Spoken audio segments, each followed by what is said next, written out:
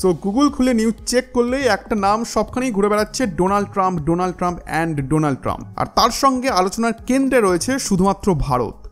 কারণ ট্রাম্প সরাসরি ভারতের ওপর এমন একটা ট্যারিফ আনার ঘোষণা দিয়েছেন যেটা এর আগে কখনো দেখা যায়নি। নতুন নিয়ম অনুযায়ী ভারতের পণ্যের ওপর বসবে সরাসরি 50% ট্যারিফ। এটাই এখন ট্রাম্পের পক্ষ থেকে ভারতের বিরুদ্ধে সবথেকে বড় ট্যাক্স অ্যাটাক। আর এটা মোটেও কোনো কাকতালীয় সিদ্ধান্ত নয়। একবার মাথা ঠান্ডা করে ভাবুন, পাকিস্তানের জন্য ট্যারিফ মাত্র 19%, বাংলাদেশের জন্য মাত্র 20%, কিন্তু ভারতের ক্ষেত্রে এটা পুরো 50%। এটাই এখন প্রশ্ন তুলছে যে ট্রাম্প কি ভারতকে টার্গেটেড মেসেজ দিতে চাইছেন, সোজা ভাষায় তোমরা যতই বড় হও আমরা তোমাদের থামাবই। এখন বুঝে নিন যে আসল খেলাটা কোথায়। আমেরিকার সাধারণ মানুষ যদি এখন কোনো বিদেশি প্রোডাক্ট কিনতে যায় তাহলে তারা হয়তো মেড ইন ইন্ডিয়া না নিয়ে মেড ইন পাকিস্তান বা মেড ইন ভিয়েতনাম বেছে নেবে, কারণ ভারতীয় পণ্যের দাম হয়ে যাবে অনেক বেশি ওই বাড়তি 50% ট্যাক্সের জন্য। অর্থাৎ এই সিদ্ধান্ত শুধু একটা অর্থনৈতিক পদক্ষেপ নয়, এটা ভারতীয় ইমেজের ওপর একটা সফট আক্রমণ। অনেক জিওপলিটিক্যাল এক্সপার্টরা বলছেন যে ধরুন আগামী দিনে ভারত আমেরিকা কোনো রকমে ট্রেড চুক্তিতে পৌঁছেও যায়, তাও যে ভরসা এবং পারস্পরিক রেসপেক্ট দুজনের মধ্যে ছিল বিগত 20 বছর ধরে, তা এখন ভেঙে পড়ার পথে এবং ফিউচারেও হয়তো ঠিক হবে না। জর্জ বুশ থেকে শুরু করে ওবামা, বাইডেন, এমনকি ট্রাম্পের নিজের প্রথম টার্মেও যে বন্ধুত্বপূর্ণ সম্পর্ক গড়ে উঠেছিল, আজ তা অনেকেই বলছেন যে everything is very much gone. International অ্যানালিস্টরা বলছেন যে এই চাল হয়তো ট্রাম্পের নিজের জন্যই ব্যাকফায়ার করবে। ভারত এখন হেসে হেসে হয়তো বলবে যে ঠিক আছে, আমেরিকা যদি এমনটা করে তাহলে আমরা রাশিয়া এবং মিডল ইস্টের সঙ্গে আমাদের সম্পর্ক ফ্রি হ্যান্ডে চালিয়ে যাব।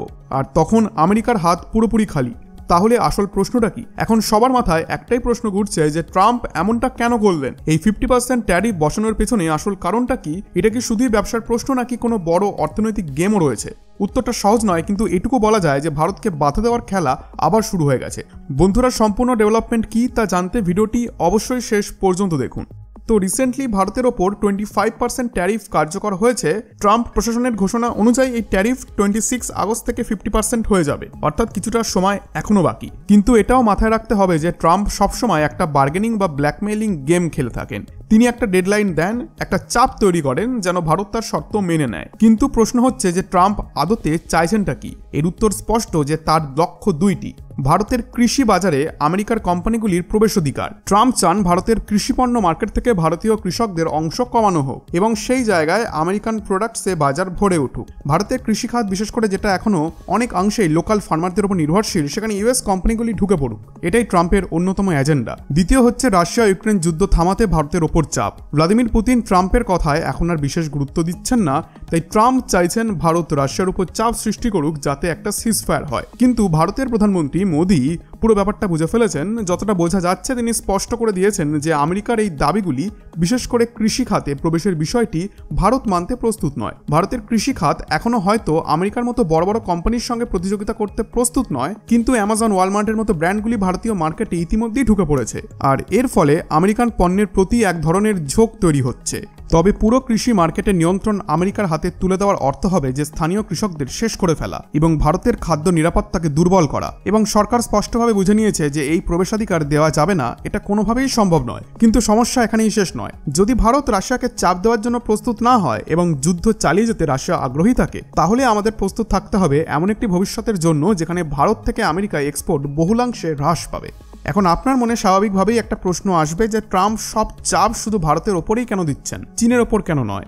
এখানেই আসল কাহিনী। ট্রাম্প বলছেন যে ধরনের ট্যারিফ ভারতকে এখন ভোগ করতে হচ্ছে, একই ধরনের ট্যারিফ খুব শীঘ্রই চীনের ওপরেও বসানো হবে। কিন্তু প্রশ্ন হচ্ছে যে চীন রাশিয়া থেকে ভারতের চেয়েও বেশি অয়েল ইম্পোর্ট করছে, সেখানে আগে ভারতের ওপর ট্যারিফ চাপিয়ে পরে চীনের পালা রাখাটা কূটনৈতিকভাবে কতটা যৌক্তিক? এটা যে এক বিশাল ব্লান্ডার তা তো অনেকেই বুঝে গেছেন। বিশেষজ্ঞদের মতে ট্রাম্প এই ভুল সিদ্ধান্তের জন্য দীর্ঘমেয়াদে চরম মূল্য চোকাতে পারেন। কারণ যদি এখন চীন এই সুযোগে ভারতের সঙ্গে সম্পর্ক স্বাভাবিক করে ফেলে এবং ধরুন RIC গ্রুপ যদি শক্তিশালী হয়ে যায়, অর্থাৎ রাশিয়া, ইন্ডিয়া, চায়না, আর আবার ভারত যদি কোয়াডে অংশগ্রহণ ধীরে ধীরে কমিয়ে দেয়, তাহলে আমেরিকা ঠকবে দ্বিগুণে। তখন তাদের হাতে থাকবে না ভারতের কৃষি বাজারের প্রবেশাধিকার, রাশিয়া ইউক্রেন যুদ্ধে কোনো প্রভাব এবং 20 বছরের ভারত মার্কিন কূটনৈতিক সম্পর্ক, সবকিছু চলে যাবে। বাস্তব পরিস্থিতি হলো যে প্রধানমন্ত্রী মোদী এই বছর চীন সফরে যাচ্ছেন। 7 বছর পর প্রথমবার শি জিনপিং এর সঙ্গে দেখা করতে চলেছেন। এসসিও সামিটে চীনের মাটিতে দুই দেশের নেতাদের বন্ধুত্বপূর্ণ বৈঠক, বড় ঘোষণার সম্ভাবনা রয়েছে। সম্ভবত এই সফরে ইন্ডিয়া চায়নার সম্পর্কেও এক নতুন অধ্যায় শুরু হতে পারে। অন্যদিকে পাকিস্তানের চালাকি যে পাকিস্তানের বর্তমান আর্মি চিফ, যিনি এখন ফিল্ড মার্শাল টাইটেল পেয়েছেন, তিনিও 2 মাসে দ্বিতীয়বার মার্কিন সফরে যাচ্ছেন। কিছু রিপোর্টস বলছে যে ডোনাল্ড ট্রাম্প খোলাখুলিভাবে তার সঙ্গে সাক্ষাৎ করতে পারেন, এবং সেটা যদি হয় তাহলে এটা হবে ভারতের কাছে একটি বড় চ্যালেঞ্জ। দেখুন, ট্রাম্প বিন্দুমাত্র দ্বিধা করছেন না। ভারত পাকিস্তান সম্পর্কের টানাপোড়েনকে কাজে লাগিয়ে তিনি ভারতের ওপর রাজনৈতিক চাপ তৈরি করছেন। অথচ আমেরিকা জানে যে পাকিস্তানের অর্থনীতি ভারতের সামনে কিছুই নয়, তাদের সাথে ট্রেড করে ইউএস কিছুই অর্জন করতে পারবে না। তবুও ট্রাম্প পাকিস্তানকে গুরুত্বপূর্ণ বানিয়ে ভারতের ওপর চাপ বাড়াতে চাইছেন। আর একটা জরুরি দিক, ডলার রিজার্ভ। এখনকার এই অর্থনৈতিক দিরাচিতা দেখে ভারতের উচিত নিজের ফরেন এক্সচেঞ্জ রিজার্ভে ডলার হোল্ডিং কমানো। আমাদের আরও বেশি গোল্ড রিজার্ভের দিকে ঝুঁকতে হবে, কারণ মনে রাখবেন এক সময় আমেরিকা রাশিয়ার প্রায় 400 থেকে 500 বিলিয়ন রিজার্ভ ডলার ফ্রিজ করে দিয়েছিল। তাই ইউএসএ কি করতে পারে বা ইউএসএর নেক্সট মুভ কি হবে আপনি হয়তো জানেন না। আজকে যতই বন্ধুত্ব দেখা, কালকে যদি একটুও প্রফিট লাভ করে তাহলে এই সম্পর্ককে জলাঞ্জলি দিতে তারা পিছুপা হবে না। এখন ভারতের পদক্ষেপ কি হবে? ভারত কি আমেরিকার ট্যারিফের পাল্টা জবাবে নিজের ট্যারিফ বসাবে ইউএস পণ্যের ওপর, নাকি ভারতের কৌশল হবে আরও সূক্ষ্ম এবং স্ট্র্যাটেজি? দেখুন, ডোনাল্ড ট্রাম্প যে ট্যারিফ সংক্রান্ত অর্ডার পাস করেছেন তাতে একেবারে স্পষ্ট ভাষায় লেখা আছে, I find the government of India is currently directly or indirectly importing Russian oil. এমনকি ইনডাইরেক্টলি অয়েল ইম্পোর্ট করলেও সেটা শাস্তিযোগ্য অপরাধ হিসেবে ধরা হবে। এটাতে সব থেকে বড় অদ্ভুত দিক, কোনোভাবে রাশিয়া থেকে তেল এলে আমেরিকা শাস্তি দেবে। আর যদি ভারত এর পাল্টা জবাবে আমেরিকার ওপর ট্যারিফ বসায়, তখন ইউএসএ হুমকি দিয়েছে যে যদি ভারত প্রতিশোধ নিতে গিয়ে 25% ট্যারিফ বসায় তাহলে তারা পাল্টা 75% পর্যন্ত ট্যারিফ চাপিয়ে দেবে। চীনের ক্ষেত্রেও একই কৌশল প্রয়োগ করেছিল ট্রাম্প প্রশাসন। সেই একই স্ক্রিপ্ট এবার ভারতের ওপর প্রয়োগ করার ছক। কিন্তু যদি রাশিয়া ইউক্রেন যুদ্ধ থেমে যায়, এই প্রশ্ন করা হলে ট্রাম্পের জবাব ছিল যে we will think about it later. এর মানে পরিষ্কার যে এই পুরো বিষয়টা সিজফায়ার না, বরং অজুহাত। আসল উদ্দেশ্য হচ্ছে ভারতের বাজারে ঢুকে পড়া, বিশেষ করে ভারতের কৃষি ক্ষেত্রে আমেরিকান এক্সপোর্টারদের দখল নেওয়া। আসল টার্গেট ভারতীয় কৃষি বাজার। ট্রাম্প চাচ্ছেন যে ভারতের কৃষকদের থেকে বাজার কেড়ে নিয়ে আমেরিকান কৃষকদের হাতে সেই মার্কেট তুলে দেওয়া হোক।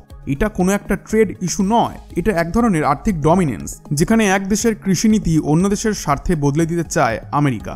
সামনে কি হতে চলেছে যে আগামী 1 মাসের মধ্যে প্রচুর ডেভেলপমেন্ট আর নাটকীয় মোড় আসবে। বন্ধুরা, আশা করছি আজকের এই ভিডিওটি আপনাদের ভালো লেগেছে। ভিডিওটি ভালো লেগে থাকলে ভিডিওটিতে অবশ্যই একটি লাইক এবং চ্যানেলটিকে এখনই সাবস্ক্রাইব করে নিন। ধন্যবাদ।